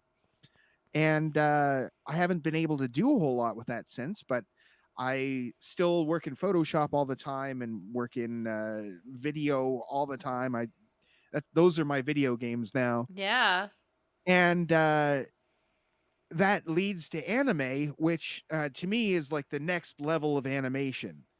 I studied. I've actually studied anime, like to get it to figure out and find out why it looks exactly the way it does. Mm-hmm. um there's different frame rates. So there's American television is usually 24 frames a second. Canadian television is usually 30 frames a second, and that's why it looks different. Most of us streaming here are using 30 frames a second. Anime is 12 frames a second doubled so that it looks like it's flowing at 24. So that's why you get that choppy animation, Mm-hmm. but it still looks like it's a movie quality. Interesting. Yeah. And the subject matter, it's again, I'm looking for that minor key anime, the dark and gritty and adult end of anime. I like some of the cuter kitty stuff. It's fine, it's fun, it's fluffy, but there are some that are just super gritty and super great stories. Like some of the stories in animes are some of the best stories that I've ever had the pleasure of experiencing. Um, there's a spirit in every single one of them that I absolutely love, and it's always never give up. Yeah. And it's funny how they always take these like lowly loser characters, and the thing about anime is that it's not, this character is not going to be the same person by the end of this. There's a story arc, there's a character arc, there's changes that happen, and you don't get that in Teenage Mutant Ninja Turtles. Right. Michelangelo's always going to be saying cowabunga. Right. Right. So there's been some really cool anime. One of the first ones that I saw was Ninja Scroll, Okay. and it's a very gritty, dark anime. And of course, I was in high school. One of the first cartoons I've ever seen that had nudity in it. Oh God. Okay. Might be careful not scrolling down here. not much, but yeah, it was a real introduction to Japanese folklore, because there's the enemies in the anime are all very strange and very demonic and very quirky, Mm-hmm. and I really like that about Japanese storytelling. It's all so quirky.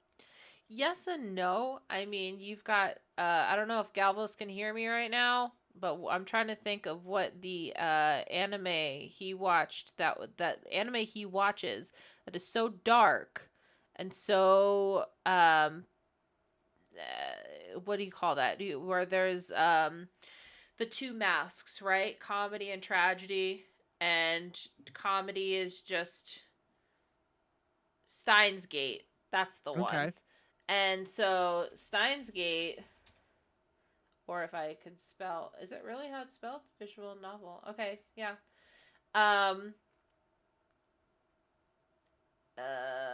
this is. Hold on, we're gonna look this up because Yeah, no worries. I'm not gonna crash your concept of anime. However, um, Steins Gate is basically one that ends in pure tragedy. Oh yes, then there's also those. Right. Right. Which I actually like just as much. Right. Like isn't Death Note one of them? Um uh and I'm not good at anime. There's only a few that Galvus has ever shown me, but I Yeah. mean that when you're talking about there's always has to be to the end, and that to me is like, "Oh, so he's into sweet anime." Right? We're talking about Pop is too sweet, but it seems like you're into sweet anime compared to that minor key anime. Oh, well, I mean, I like both. And again, it's not, there are some pop that I do like, Right? and like there's no hard lean either way. Right. But yeah, I mean, I like both for sure. I like when I'm surprised by an anime, Yeah. in that I think it's light and fluffy, and then things take a dark turn, or people end up dying, and it's like, oh, You need to watch okay, Steins Gate then. Put that on your list. 'Cause- awesome, I will. Awesome. um okay, so any other anime series that you're thinking of off the top of your head? The last one I just watched was Chainsaw Man. I love the names of these. There was a They're so meme that's good. like it's went from like Chainsaw Man to like I saw my girlfriend on the potty and now I'm a pervert. Like that's the name of the fucking anime, and you're just like, what am I about to get into? Like, why is this a porn? Like, what is happening? Okay, so Chainsaw Man. Tell me about Chainsaw Man. Oh, Chainsaw Man starts with this kid that's It's not. homeless. Go ahead. What's that? She was at Lolo Frosty. I don't. They were asking if it was a a real anime, and it's not a Oh, real okay. anime. I just made that up. But Chainsaw Man, go ahead. And he comes across basically the demons in this world have are also weapons, and he rescues this dog that's also a chainsaw because it's Japanese anime, Of course. and he makes friends with it, and he ends up not being able to pay his debt and gets killed. And this dog has the ability to become his heart, and he gains the powers of the chainsaw because the dog became his heart. It sounds really bizarre now that I'm saying it out Oh, loud. okay. So now that you're Yeah. saying it out loud, you didn't think about it before you said Yeah. it out loud. But Totally normal. now, okay. So he becomes this demon slayer because he's part demon himself, and has chainsaws for hands and a face. Huh. Specialized haunting. Okay, the events take place in 97 in an alternate timeline where the Soviet Union still exists. Many events, such as the Holocaust, AIDS, and nuclear weapons, have been erased from history due to the consumption of their respective devils by the Chainsaw Devils. Is this correct? Yeah. Control, war, famine, and death. Interesting. Oh, it's on Crunchyroll too. Yeah. Nice. Nice, nice, nice. Yeah, I actually just finished the series last night. Or Oh, what's out for the series, yeah. right. Okay, so it's current. Yeah, Yeah. December 3rd, 2018 to present. Nice. Yeah. Cool. Yeah, it's one there's not, some of them there's something to learn from, some of them are just fun to watch. This one's just fun to watch. Yeah, absolutely. I mean, we watched one that was like they were all in these giant like Gundam suits. It wasn't anything that you could ever name. Like it was a very off-brand TV show. But they were all in like these Gundam suits. Babe, do you remember what it's called? And it was uh just so bizarre. Like the whole concept was so bizarre, but it was really enjoyable. So I can only imagine that Chainsaw Man sounds really bizarre, but is actually incredibly Yeah. enjoyable. I Um, really I really like bizarre when it comes to art. Like uh Salvador Dali was one of my first loves when it comes to painting and art. Like the mhm. surrealism and the weirdness. I like that Yeah. stuff. Did you see the Ace of Diamonds that was posted in Oh, it is a Gundam. Did you see the Ace of Diamonds that was posted in Jack's Discord that had the Salvador Dali melted clock on it? Yes, yeah. I'm having a friend of mine do an adaptation of that so I can get a tattoo Very because cool. I just That's loved the melting awesome. clock. And like inside the melting clock is a panda eating bamboo. Like it's just like this whole thing. But yeah, the Salvador Dali thing totally got me. That's really cool. All right. So here we are at the end here. Um I'm so happy to have had you on. This was a Yeah, pleasant this was great. conversation. I had Yeah. tons of fun. Thank you, Info's dad, for the resubscription. 20 months. Hey, What, Joe. what, what, what? Um, and so thank you again so much for being on. Thanks for Um, having me. This was a blast. yeah, yeah, and I'm glad you think so. I wasn't worried by any means, but I also at the same token wanted to make sure that you had an opportunity to be you and Yeah, express yourself. And we awesome. learned a little things today, so that was super good. Yeah, thank you very much. Really appreciate you asking me to be on. Yeah, absolutely. So May 24th is going to be my next stream. That's going to be Jurfo the Music Addict. And I won't be on in the next 2 Wednesdays because I'll be in New Jersey, back home. And so we are going to see Jurfo the Music Addict. Thanks for stopping by, Mike. Um, and so let's do real quick. Let's check. You're going to get muted for a second. No problem.